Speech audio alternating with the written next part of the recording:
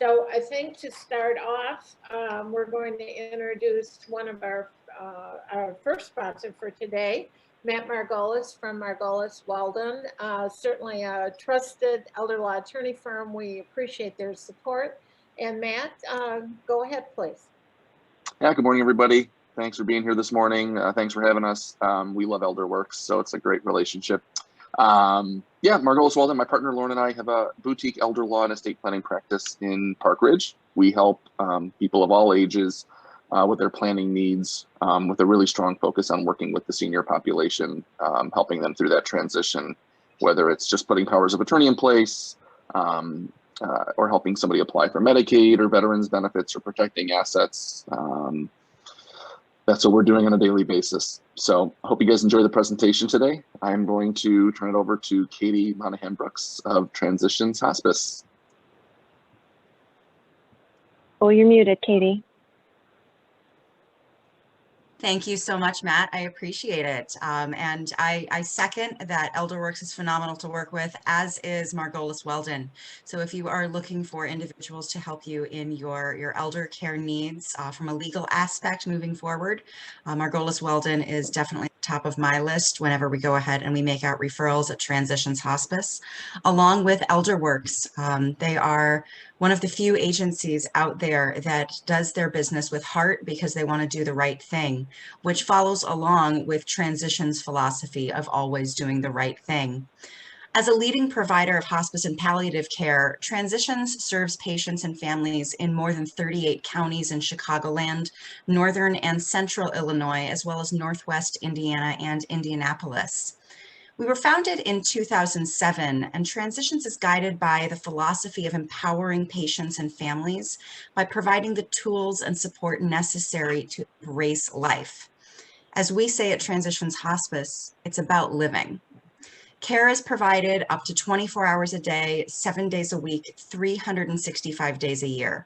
Simply put, you call, we come. And we're committed to the belief that no one should ever die alone. So Transitions team members are present at over 90% of deaths, compared to a national average of around 18%, because of our Vigil Sitter Care program. Bereavement services are also available for families up to 13 months after the passing of a loved one, because we understand that care isn't just about our patients, but also about our families as well. Transitions accepts Medicare, Medicaid, commercial insurance, and veterans benefits as a proud We Honor Veterans provider. So please visit transitionshospice.com to learn more about our philosophy of care, or to determine if there's anything that we can do to go ahead and assist you or your family members or your loved ones. I'm very, very excited to be introducing Cori Moschberger from Barrington Behavioral Health and Wellness, another group that I love to refer to. And Cori is going to go ahead and bring her expertise into the world of caregiving. And take it away, Cori. Thank you, Katie. Okay, good morning, everyone. I am going to share my screen.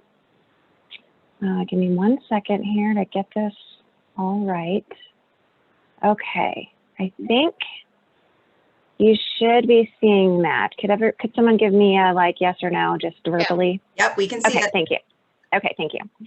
Okay, so what I want to do is, if you have questions or comments during the presentation, please just drop those in the chat box, and ElderWorks is going to kind of be keeping tabs on those so that I can answer them as we go. I will also ask you a few questions and have you drop those in the chat box as well, and hopefully my technological skills will keep up with me as I go along. So I'm a licensed clinical social worker with Barrington Behavioral Health and Wellness.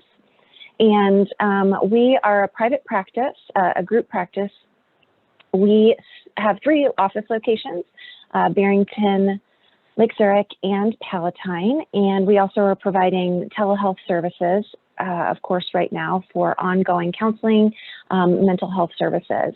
But one of our specialties is seniors and their families. And so we provide home visits in private homes, and then also in independent living, assisted living, and memory care communities. And so we go in and speak with seniors. And what I say with our seniors is that generally you know, with if you say were to go to a private practice and see a counselor, you would be doing the clinical work and we would be the guide. But with our seniors, it tends to be more like we do the clinical work and they just have a really nice visit. And we're monitoring for things like depression or anxiety. We're making sure that they're getting their needs met, working alongside the staff, and so and the families. And so we work a lot with families. And so that's what this presentation is sort of built on, is really advice that if you were to come see me individually as a caregiver, I would say these are some of the things that you need to do to maintain your sense of self while you're caregiving. Caregiving can be very, very tiresome. It takes a lot of patience and it takes a lot of selflessness, and it's just not easy. My mom is caregiving for my grandmother right now, who's 90 and has dementia, and we talk regularly about the challenges and the joys that come with that. And so I feel like this is not the first time that I've experienced caregiving in my personal life, or supporting a caregiver in my personal life, but it's pretty right in my face right now. So so I want to give you just 5 really practical things that you can do to maintain your sense of self while you're caregiving. And we're going to go through each of them, and I would love for you to jot down notes. If that's helpful for you, I'm going to give some kind of space in the presentation for you to do that.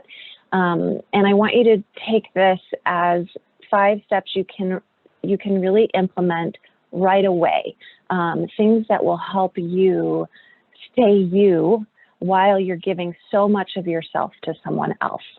So I'll just go through them real quick and then we'll take them one by one.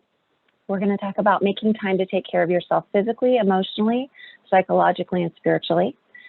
We're going to talk about seeking support personally and professionally, spending time with people who are life-giving instead of life-draining, which we'll talk about, using positive words to speak to yourself and others, and then practicing gratitude.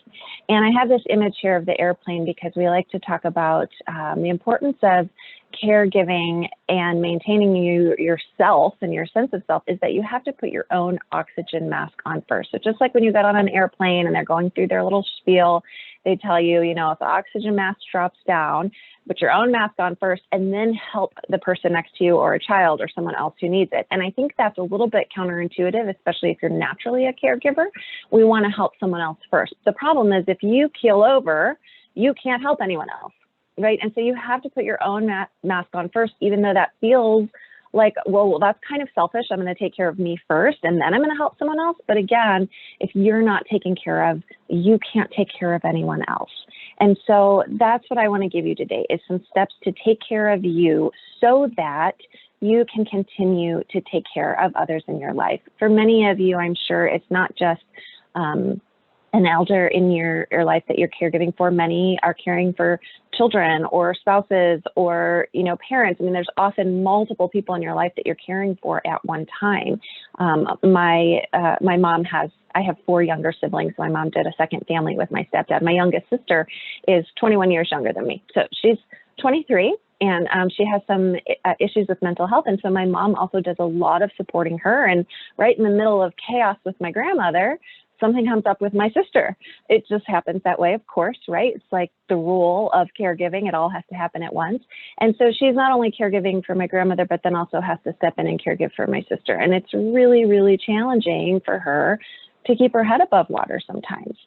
And so these are some of the things that even I would just, as her daughter, say to her, but certainly as a professional, I would say to you, and don't worry, she has her own counselor, because I often don't give the right advice as the daughter, so I'm emotionally involved. So your family can be supportive, but even as a therapist myself, sometimes I'm too emotionally involved to be able to give my mom the right advice to take care of herself. So that's why I'm doing this for you as a therapist, and hope that it will be helpful to you. So let's see how I advance my slide here. Right. Okay. Sorry. Can someone help me out here? I'm clicking there we go. Okay. So this is just kind of an image for you to take a look at who you are as a person. And there are multiple facets to us. And oftentimes we will drop a couple of these or one of these or many of these to focus on the other. I don't actually have caregiver in the list because I want to focus on you and what you need to do to fulfill yourself in other areas of your life. That caregiving part is something that we tend to do because we have no choice. You have to do it, right? We can't just let that go. But the other areas we feel like, well, we can let these go because I have to focus on this. And so this is just give yourself a little bit of a grade, maybe, maybe don't give yourself any F's because no one's failing. We're all doing the best we can with what we have. But maybe give yourself, A, B, or C. How are you doing in maintaining these areas of your life? Your emotional health, your physical health, your psychological health, spending time with friends, spending time with family, fun and leisure, which actually is important. Career and work if you are working, and then maybe even a significant other. I'm going to give you some ideas for each of these kind of areas that you can consider, just things that you might try to add in, one small thing here or there. Now, you're never going to be able to balance this pie the way this picture is, right? It's more like a spinning wheel, and you kind of spin it and hope that it hits one of these here or there. But it's being intentional about recognizing that you are a whole person. You are not only a caregiver or not only a daughter or a son or a mother or a father or whatever, right? You are not only those things, you are all of this. And you need to focus on all of it in order to maintain who you are as a person. Oftentimes what happens with caregivers is our purpose becomes caregiving, which can be really wonderful. Caregiving for someone is really meaningful and purposeful. And then there comes a time when we're no longer needed to caregive for that person. Maybe we have to transition them into a residential community or they pass away. And we're sort of left with like, well, now who am I? What do I do with myself now? And where does my purpose come from? And so looking at this wheel will help you kind of balance out while you're caregiving. Now, you may have less time to give to any of these categories because you're caregiving, but you still need to have them because this is part of who you are. So here's a couple of just ideas, and feel free to, if you do these, give yourself like a little check or a little star. I always say adults need gold stars too, right? Why do we only give kids gold stars? So when we do hard things, we should get gold stars too. So if you do these things, give yourself a gold star. If there's any that you're like, ugh, I don't want to do that, cross them off. And if there's anything that you think I need to do that, give yourself a check mark, something to come back to and take a look at. So physical care, eating regularly, eating nutritiously, exercising, or at least moving. I like to think in terms of, I think we think of exercise as like, I have to commit an hour a day, every day, like just lots of movement, lots of walking. Getting ready, regular medical care. Oftentimes caregivers fail to get the care they need medically because they're so busy focusing on their loved one, and you really need to take care of yourself too. Again, you can't take care of anyone else if you're not well. Regular dental care, following up on your health concerns, sleeping, just really important, and getting enough sleep, taking a bath or a shower, using that time to just have to yourself. I mean, we hear this from new moms a lot, right? Like, I can't even take a shower anymore. If someone could just come over and take this baby so I could take a shower, right? It can be very much the same thing when we're caregiving for someone. Just taking that 10, 15 minutes to yourself can be really valuable. Getting a massage, stretching, building or fixing something, taking day trips or mini vacations, and other physical activity. So take a look at that list and see how you're doing on that, and if there's anything you'd like to do. And again, physical activity that's fun, right? Dancing doesn't have to mean you're going to a dance class. It could mean that you turn on the radio and do some dancing for a little bit, just in your house, just to get moving. Okay, emotional care, again, just some examples: positive affirmations, spending time with people you enjoy, notice and change your negative self-talk. We're going to talk through a lot of these, and I'm not going to read through them all. But this is, this presentation is going to take each piece of these and give you a space to really process what do you need to add into your life so that you are maintaining your sense of who you are and taking care of yourself. Okay, so 2 other categories here, just some options: psychological care, reading, art, music, hobbies, all of those things. Saying no, that can be hard. That's important. Saying what you want or don't want, and not always being the one in charge. Spiritual care can be time for reflection, spending time in nature, participating in prayer, meditation, even just sitting can be helpful for your spiritual care. Okay, so with that in mind, I'm going to ask you to just take a moment and ask yourself, what fills your bucket? So I always say to my caregivers, you cannot pour out of an empty pitcher. You have to have something in your bucket to pour from. And I think a lot of our buckets have holes in them because, you know, I mean, COVID is kind of a major drain, right? Being potentially isolated, that's a hole. It's just going to be constantly draining, right? Sometimes it's, you know, caregiving for multiple people at a time that's draining. Sometimes it's that you're also working and there's another hole in your bucket. There are things that are pulling from you, that are draining you, and you have to keep that bucket full. So what is it that fills up your bucket? What are the things that you need to do for self-care? And this is the case whether you're caregiving or not, but it's even more important when you're caregiving, again, because you're doing so much pouring out, you have to have something to pour from. So take a moment and identify what is it that fills your bucket. And if you need to use, you know, the lists we just went through, any of those ideas, you can do that as well.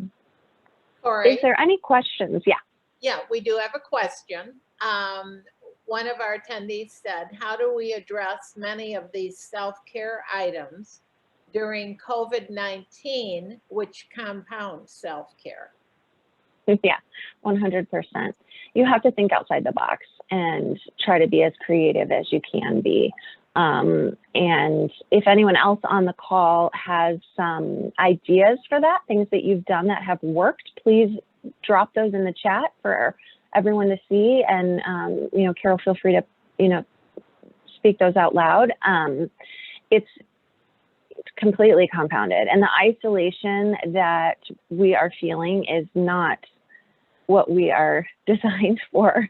We are meant for community. I always say we're pack animals. We need each other and to be together and to do some fun things, right? When you can't, at least you could go out to dinner or something. We can't even do that. So it's being really creative with how you do that. Does anyone want to share any ideas, any things that you have done that have worked?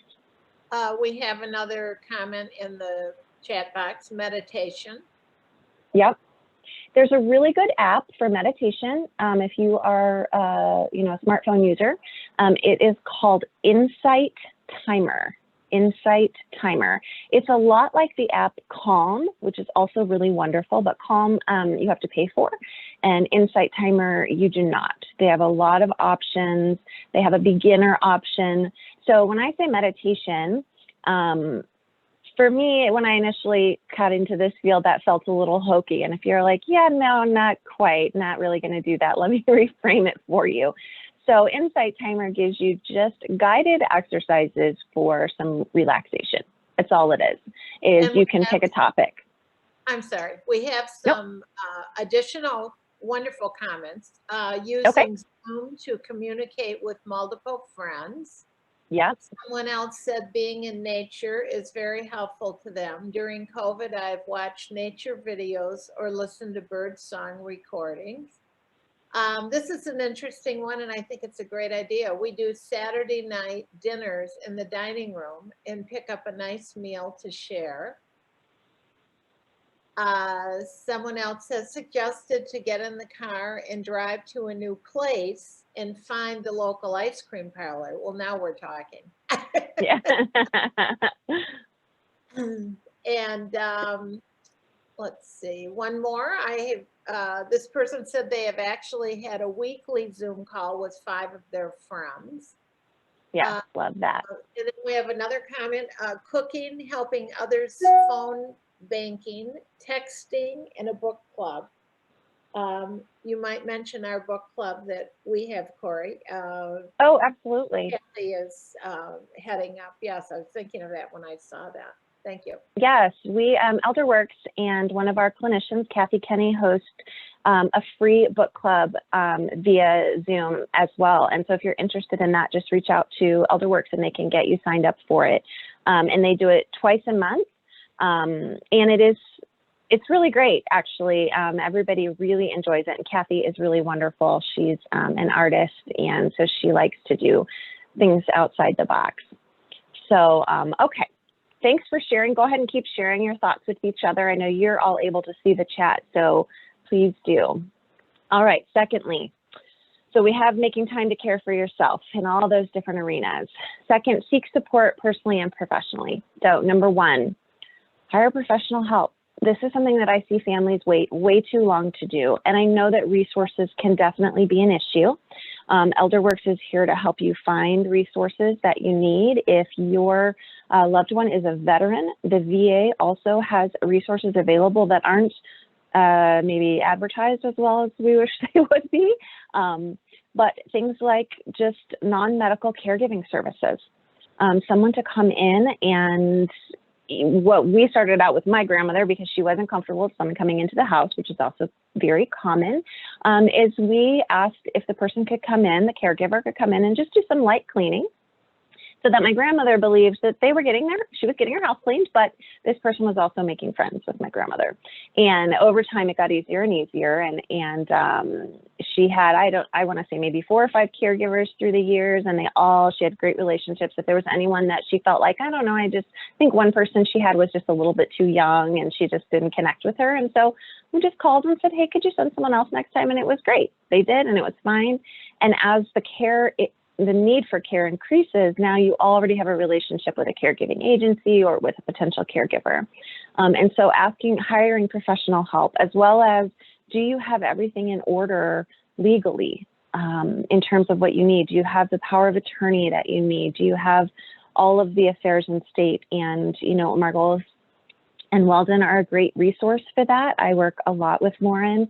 Actually, I reach out to her regularly. And transitions is another example of professional help. So look for that. What do you need? And ElderWorks is a great resource to help you figure out what do you need and where do you find it. And then also ask help from friends and loved ones. And sometimes caregivers are not very good at asking for help. You need to ask for help. You need to say, hey, can you come over and spend 2 hours here so that I can go out of the house and go to the grocery store without having to worry about it? Or so that I could go to lunch with a friend, or lunch with a friend is getting a little easier now. It's kind of starting to happen again, right? But even so that I could go sit in my car on a Zoom call with a friend is sufficient to give you a break. Or, hey, I'm having a hard time keeping up with the house. Could you come by and help me get things cleaned up?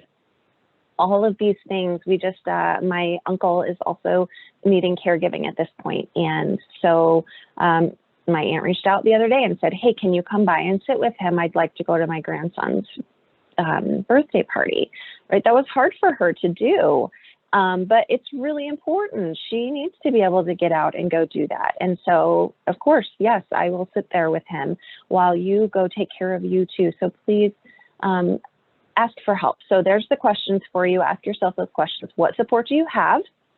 And what support do you need to seek out?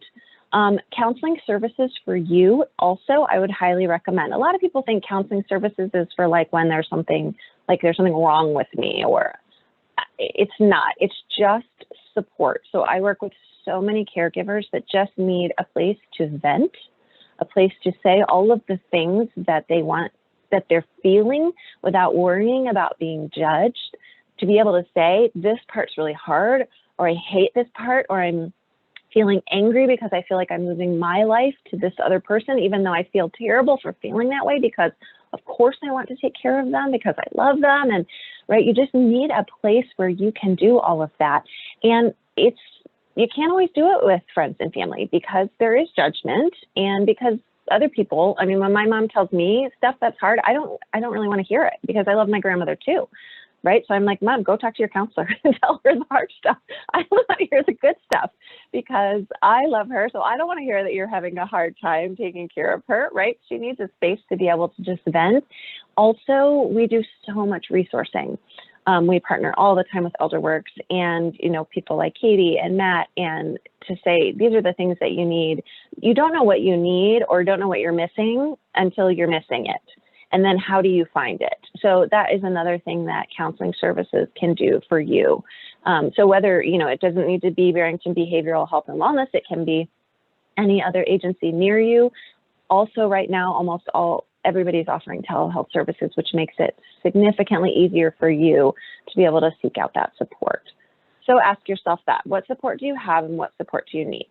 All There's right. another comment on that, Cori, and it says, it's been very hard hiring help because my mother is very judgmental and hard on outsiders in her home. Is there any advice on helping her to be more accepting?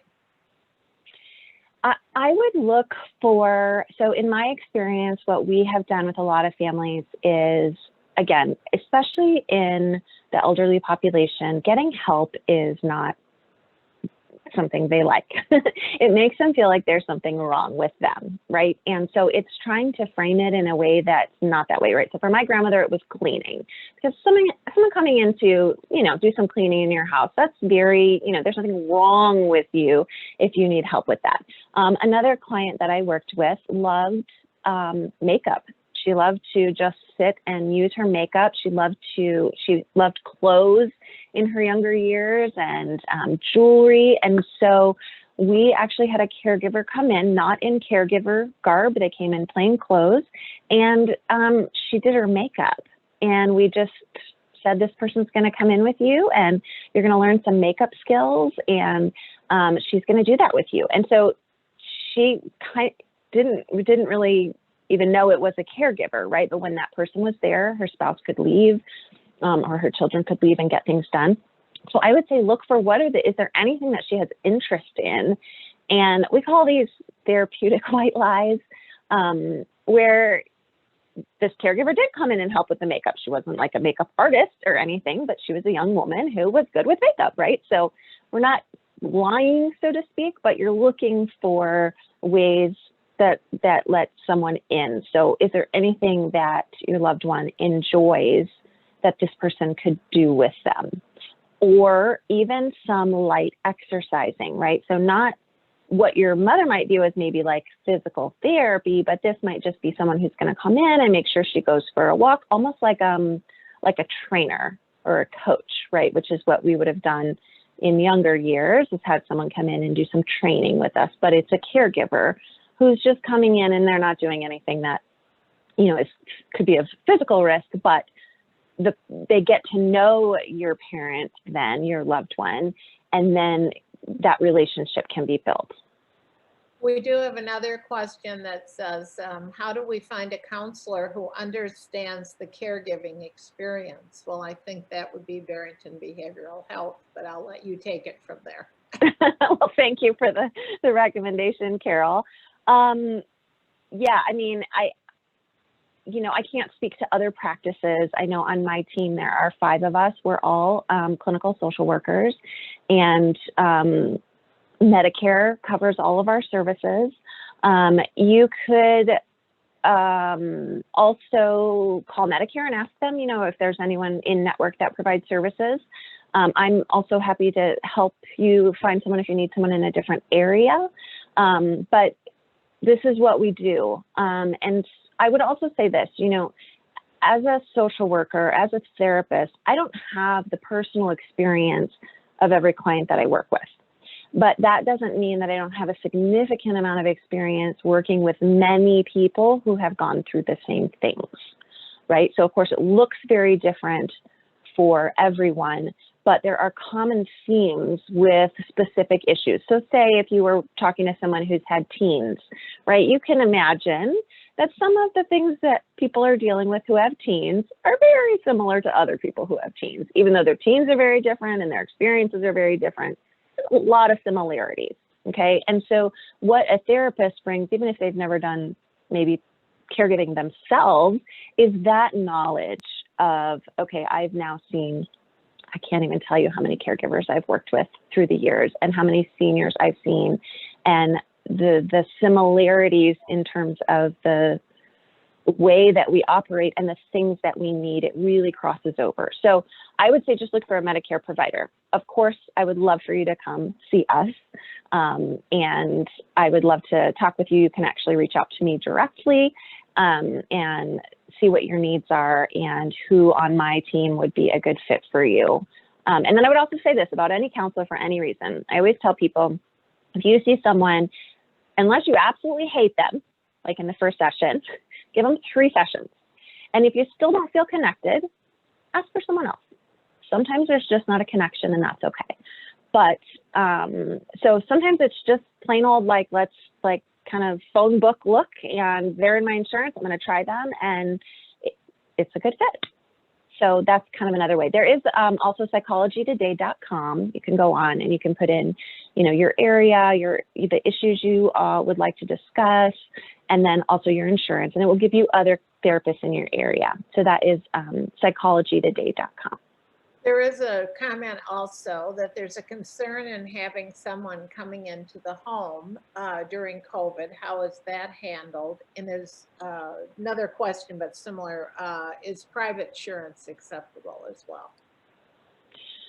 Yes, and so I am going to only say what I know in terms of this, but private caregiving companies, I'm certain, are being extremely careful in who they're sending into homes and how they're managing the COVID restrictions. But I would say that you would need to talk to a specific agency to find out exactly what they're doing to manage that.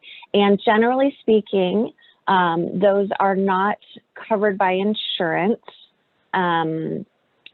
unless you have a long-term care policy and there are specific qualifications that you meet, or VA benefits. In terms of therapy, yes, it does not have to be Medicare. Like, we are a very insurance-friendly practice, so we pretty much take everything except for Medicaid.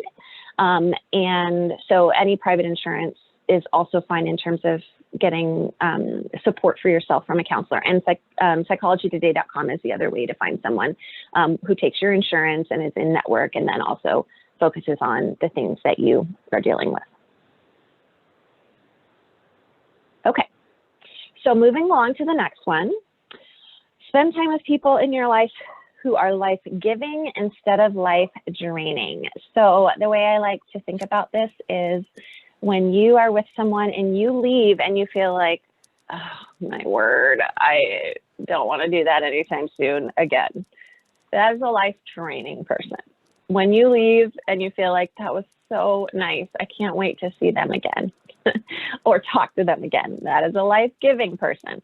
When you are caregiving, you have to limit the number of life-draining people in your life. Many people who are sort of more natural caregivers, we have a lot of life-draining people. We like to give, and to an extent, that's really great, right? We like to take care of people and we like to help people.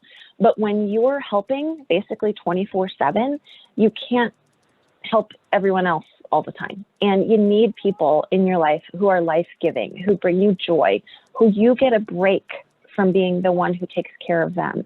I say these are mutual relationships, mutual friendships. Yeah, I just sent you an email with your bio. So sorry, we're catching some of this conversation on that side. One wasn't muted. Okay, we're good? Go ahead. Okay, so life-giving instead of life-draining. So think about that in your life. Who is mutual? Who says to you, how are you doing? What can I do for you? Now, there may be times when you do that for them too, but they also do it for you. Sometimes people are both. So my mom is a good example of people who can be both life-giving to me and life-draining to me. It depends on her level of stress and my level of stress, because I tend to take on things, right? As a natural helper and caregiver, I take on things. And so if she's having a really tough time and I'm having, say, a really tough time because whatever, maybe I'm tired or I'm feeling like I'm working too much or whatever it is, then while she's having a tough time, I'm not going to reach out to her for support. That's not going to work. We're both draining on each other. I'm going to reach out to my mutual friendships, the people in my life that are, that it's a mutual relationship where they take care of me and I take care of them. And I would say if you have 2 of these people in your life, you are really blessed. These kinds of relationships personal relationships are not easy to find, and they take a lot of years usually to develop. But you can also have people in your life that are just fun.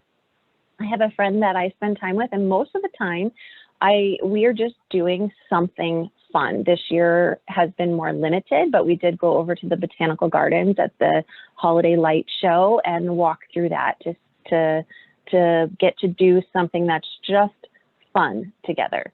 And so who is it in your life that brings you joy? Sometimes this is grandchildren, or nieces and nephews, kids oftentimes, even though they can be a little life-draining sometimes.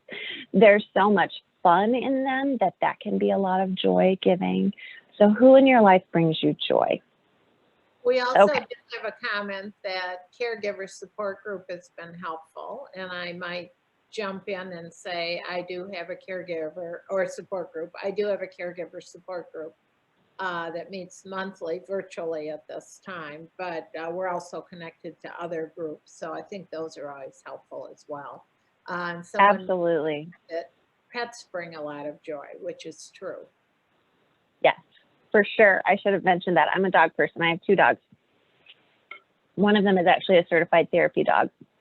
And so right now I get the benefit of all of her therapy because she's at home with me, and I'm mostly doing home video sessions from home. So yes, pets can be great. And yes, caregiver support groups for sure. And reach out to ElderWorks. They have their own groups and then also resources for other groups, which is another way to connect with people who really get it. That's the benefit of a group, is that you get it. You might be dealing with things different, but there are so many similarities between you. It also normalizes your feelings. It also reminds you, A, you're not alone, and B, the things that you're feeling, like, they're normal. It's okay if you're exhausted one day. It's okay if you feel angry. It's okay, right? Like, all of those things are normal and part of the process. So yes, support groups can be fantastic as well. All right. Use positive words to speak to yourself and others. So things like a daily affirmation, positive self-talk, even complimenting someone else. So I am a cognitive behavioral therapist. That tends to be my bend. So if you've ever heard that phrase, I'll describe what that is to you. So cognitive behavioral therapy basically believes that you can change the way you feel by changing your thoughts and sometimes changing your actions. So here's the best way I have heard how to describe it. So if I told you, tell me about a time when you felt happy, you could do that. Tell me about a time when you felt sad, you could do that. Tell me about a time when you felt mad, you could do that. But if I said to you, feel angry right now, feel angry, what would you have to do? You would have to think of something to make you angry. Okay, so oftentimes we think our emotions are automatic, but more often than not, it's actually our thoughts that are automatic. And once you notice that you have a thought, you can then change it. Okay, so if I say feel angry, you don't just feel angry. You think of something that makes you feel angry, and then you can get yourself worked up into a full-blown rage if you wanted to, right? The power of our thoughts is so significant. I often say we should use this superpower for good instead of evil, because we do this naturally. We constantly talk to ourselves, constantly, although we almost always do it for negative. We tell ourselves negative things. This is never going to end. I'm so exhausted. I can't believe I have to do this. I feel terrible. I shouldn't think badly about having to caregive for someone that I love. My mother cared for me, and now I feel frustrated when I'm caregiving for her. What's wrong with me, right? All of these negative, we do so much negative thinking. And if you can flip that, you can change the way you feel. Now, my approach is not like a think positive and positive will come to you. It's more like you can change the way you feel about things if you think positively. And so you have no control of the things outside of you, right? So I like to talk about the circle of control. So circle of control, imagine a small circle with an outer circle around it and then another outer circle around that, okay? The small circle is your circle of control. Then you have your circle of concern. then you have your circle of influence, and then you have your circle of concern. Okay, the circle of concern presses in on us. That is the stress. That is all the things that are outside of our control. We do have circle of influence. That might be, you know, for example, you might be able to influence your loved one to have someone come into the house, but whether or not they are agreeable to that may be outside of your control. This is very true when you're raising kids. You can influence, but it doesn't mean you can control. Really, what's in your circle of control is you. It's you. It's how you manage yourself. It's how you handle the things that are pressing in around you, the stressors, the difficulties, and also the joys. A lot of times people miss the joy because we're so focused on all of the negative. And so focusing on your circle of control, it's about what are you telling yourself? What are you telling yourself? One of the things that I have learned, because I tend to take on other people's feelings, is I have learned to ask myself, what belongs to me? What belongs to me? So if someone in my life is upset and I want to support them and be there for them, but I cannot take that on as mine. I always say everybody has their own backpacks. We all have backpacks full of rocks. And caregivers, we want to take everyone else's backpack and we'll just carry it for you, right? Which first of all, you can't do because it doesn't help, right? Just because I'm now carrying someone else's burden doesn't mean that they're not carrying it anymore. Now we're just both carrying it. And it doesn't work. And it's exhausting. You can't maintain that for very long. So I have had to tell myself what belongs to me, support, be present, care, but they have to keep their own backpack of rocks. I got my own. I can hold theirs up for a little while, right? Let the weight not be so heavy. But I got my own backpack of rocks. I got to deal with that. They got to deal with that. I can support and be present, but I can't take it. I also tell myself it is what it is. When something stressful happens, you know, I, for example, recently got a medical bill and it was like a Friday night and I couldn't call insurance and I couldn't call the hospital. And I was like, oh my gosh, am I going to have to pay this bill? And I start to go in my mind on what's going to happen and what if I can't pay it? And what if, right? Like, you know what? It is what it is. I'm going to call my insurance company and see if they're going to cover it. I'm going to call the hospital and I'm going to see if they don't cover it, what the issues are and how if I can get a discount, and I'm going to find a way to make it work because that's what we do. And you know what? I can't control it. I can't control the hospital. I can't control the insurance company. The only thing I can do is control myself. And so I have to say, you know what? Literally, I say this to myself out loud. It is what it is. I will do what I can, and I have to release the rest.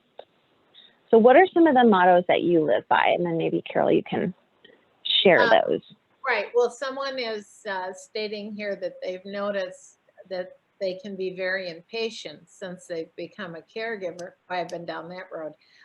Little things set me off. How can I be more patient and calm? Carol, do you want to give a tip for that since you said you've been down that road? I have been.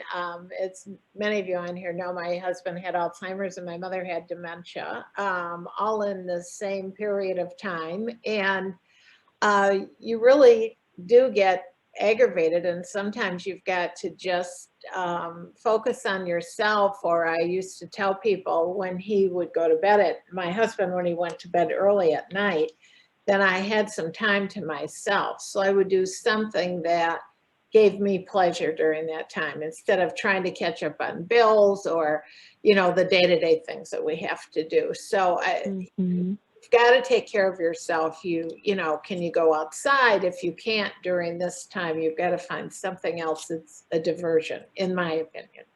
Yeah, using a distraction. I would also just say the classic count to 10 is really helpful. The reason it's really helpful if you're starting to lose your patience is if you count to 10, you have to stop yourself and you have to breathe. And breathing actually physiologically calms you. Okay, so when you're feeling anxious or angry, your nervous system in the back of your brain is kicking in, and your frontal lobe, where you have reason, is just shutting down on you. Your body is just kind of taking over and reacting. And the only thing that calms your nervous system back down and says, everything's okay, you're okay, you don't need to go into fight or flight, it's all good, is breath. It's deep breathing and it's belly breathing. And so if you can like literally just get yourself to stop and count to 10, take some breaths. Even if you count to 5 and you take 5 deep breaths, just bring your body back down. That is one thing to just like at bare minimum, do the count to 10 rule. step away for a moment. Yes. Step away we and have give a yourself permission to do that. We do have a comment from Katie Monahan Brooks from Transitions Hospice. Thank you, Katie. Very good point. She says her mantra has been to be still. I find that when my thoughts are racing and there are millions of things to do, if I take a breath and be still, I can refocus and determine what I need to do. And I think that is true. And someone else commented that when they become angry, they see that as a sign that they need to take care of themselves better. I think what people don't realize is when you are caregiving, it's not unusual to become angry and then people feel guilty about it. Well, it's a lot of stress. It's a 24/7. And it's so hard to be patient. It is so hard. My best friend's mom had dementia before she died, and she was literally the sweetest woman I've ever known. I mean, so sweet that I used to say, she's so sweet, you think she can't actually be that sweet. But after being around her for many, many years, like she really was that sweet. And so, I mean, so sweet that, you know, I'd have her for dinner and she would thank me for dinner 17 times. And I would get aggravated. Like, what kind of person gets aggravated at this sweet little woman who thanks me? So she's thanking me and I'm getting aggravated with it, right? Like, it's hard. It just is hard. And you got to give yourself time. I think too, it's noticing if you're losing your patience more often, you're not giving yourself enough care. And it's figuring out, how do you do that? How do you set that time aside, like Carol said, when they go to bed, or do you need to bring a caregiver in to help them in some other form or fashion, even if it's while, you know, just so that they think it's, you know, maybe a nurse to help them with getting, you know, bathed or something, and you just take a break. You just take a break. A really good motto that always comes up is the serenity prayer. So grant me the serenity to accept the things I cannot change, the courage to change the things I can, and the wisdom to know the difference. I mean, that is ultimately what this is all about, right? Is like, what can I control? What can I not? What else? Any other affirmations? You can use scripture for this. You can use song lyrics, other things that have you guys sort of live by.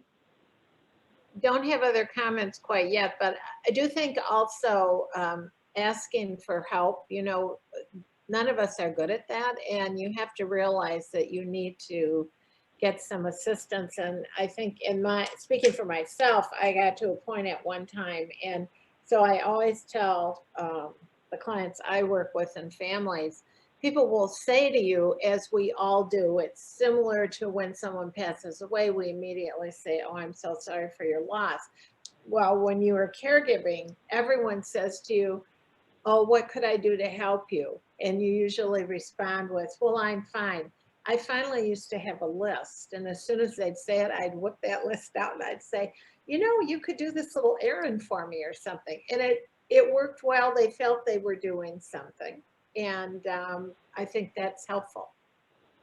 I think so too. And I think it's important to remember the flip side of that too. Like you said, Carol, that they felt like they were doing something.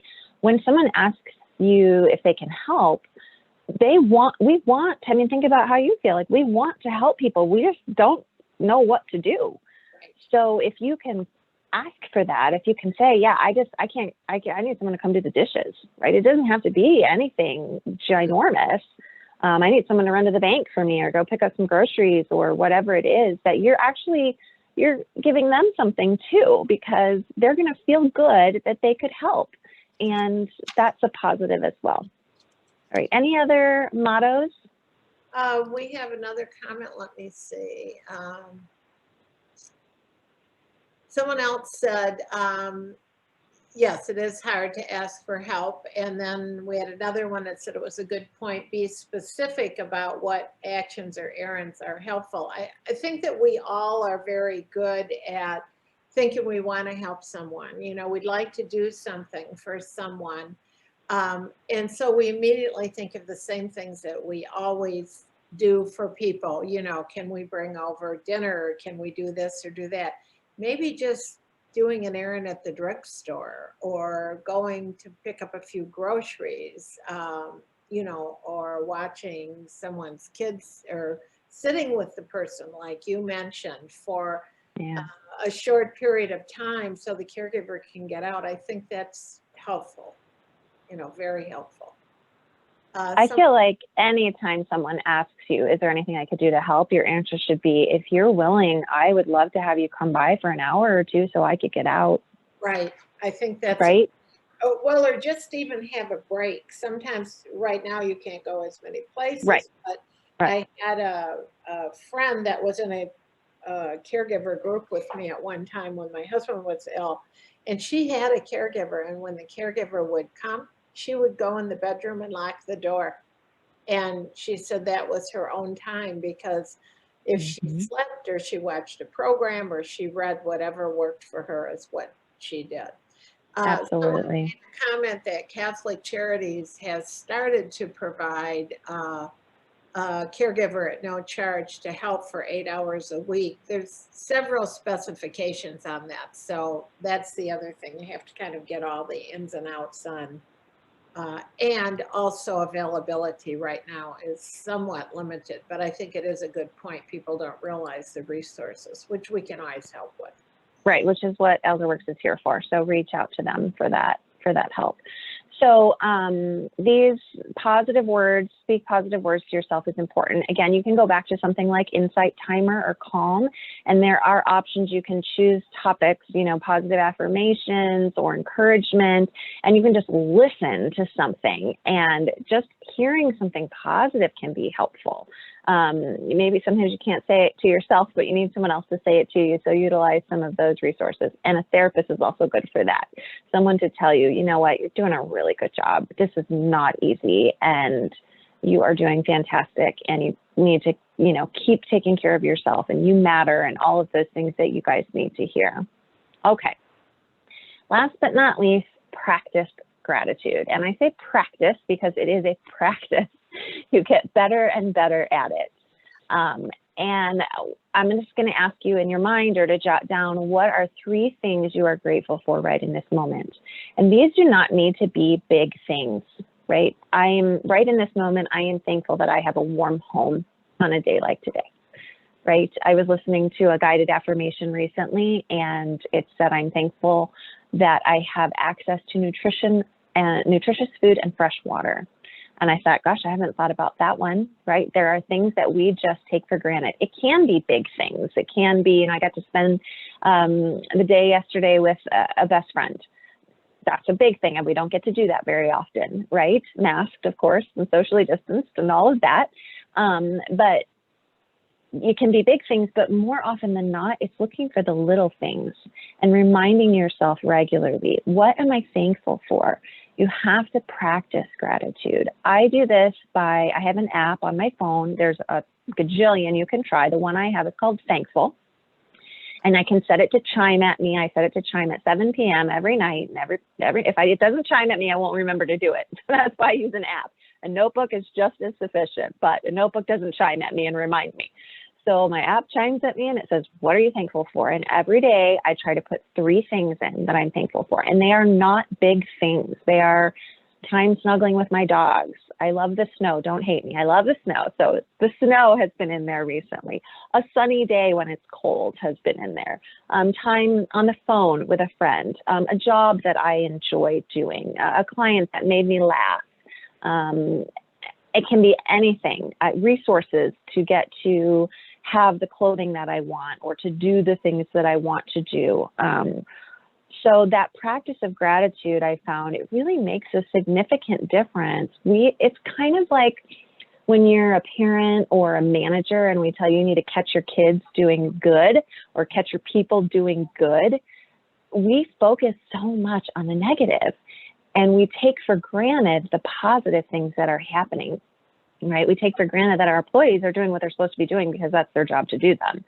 But when you're a good manager, you notice those things. You speak those things into them and say, thank you for doing that. You do such a good job at that. We do that with our kids, right? When they clean up, we say, thank you. You did such a good job cleaning up. I'm really proud of you, right? All those, we catch them being good.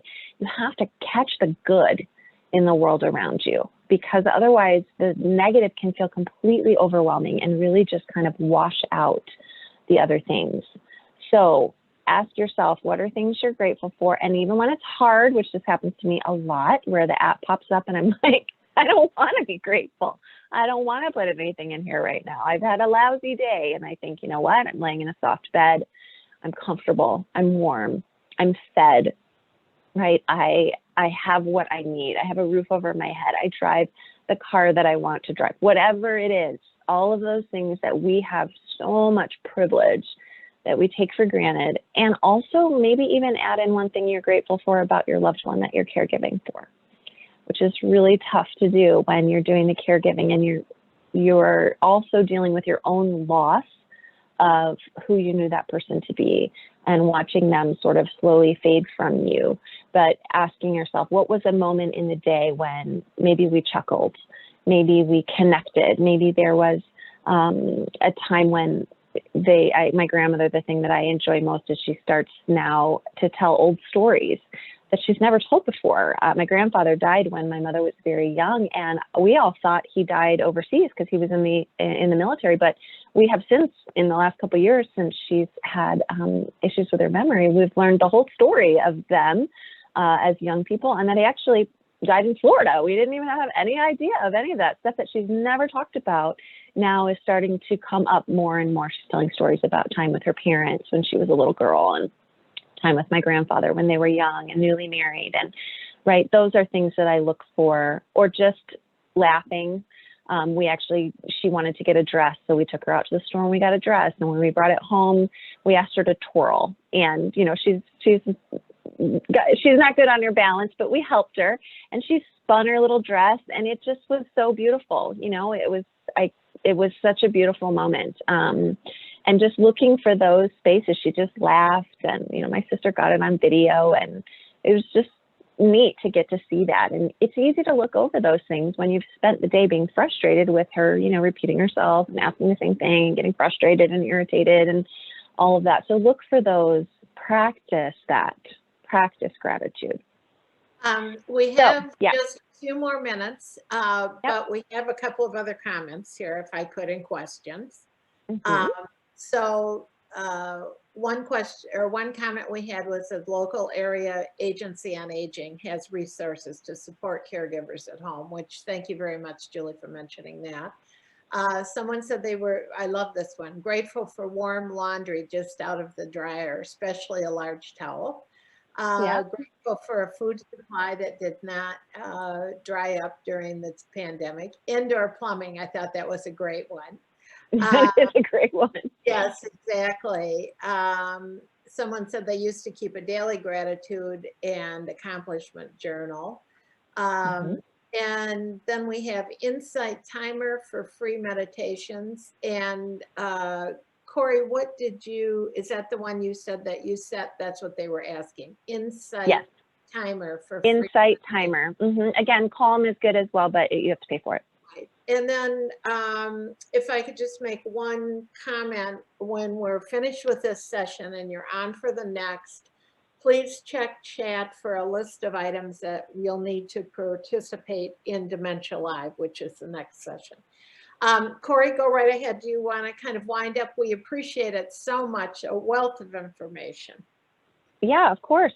So just circling back to sum it all up, you need to make time to take care of yourself. You need to seek support, spend time with people who are life-giving, use positive words, and practice gratitude. And please feel free to reach out to me directly or to my team at Barrington Behavioral Health and Wellness if we can be a support to you. We would love to do that. And thank you so much for your time today and for listening in, and I hope it was beneficial. And if nothing else, I hope that you know that the work that you are doing as a caregiver is so valuable, and it can be a thankless job, but you are doing wonderful, and you deserve to take care of you too. Thank you very much, Cori. We appreciate it. Some wonderful tips, and we've gotten some really nice comments, including several that are grateful for you. As we Thank you. So thanks so much. It was a great session. Have a good day.